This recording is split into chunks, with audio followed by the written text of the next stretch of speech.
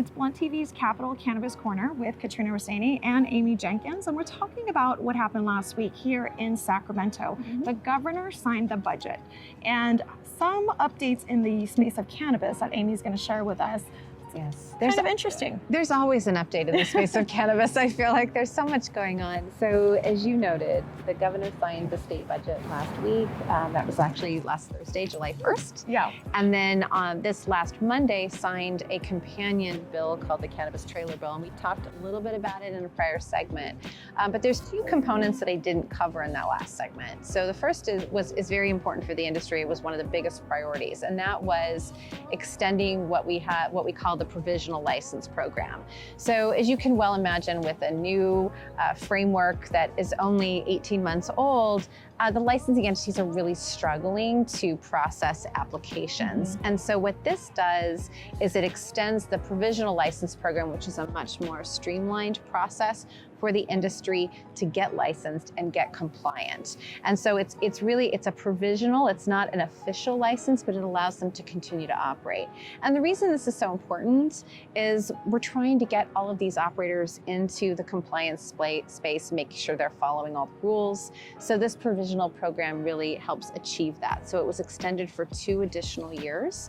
And this is really a big relief for the industry. We've been fighting for this for months, and we've covered this on a couple occasions. So that actually took effect immediately. So now if you're an operator and you relocate or you get into a new city and you want to apply, you don't have to wait a year to get your annual license. You can get a streamlined provisional while they continue to review your application to qualify for an annual. And that's really helpful. Yeah. There was another element in the trailer bill too that I think is also important. And we've talked a lot about enforcement over the last couple of weeks and the lack of enforcement. So what the trailer bill also did is it established some fines and penalties. So at this point in time, if you are operating in a non-compliant fashion, what this trailer bill does is it says that the state can fine you up to $30,000 per violation per day. Wow. So the expectation is to try to incentivize people to enter the compliant market and really give the licensing entities that are charged with enforcing this program a little bit more teeth. So the state sounds like it's getting a little bit more aggressive with its tactics on getting, I don't like to use the word black market, but basically the illicit market to transition them into the enforced market. Right. So as we're seeing these, Amy, from your perspective and your knowledge of this industry, do you think these are going to be impactful?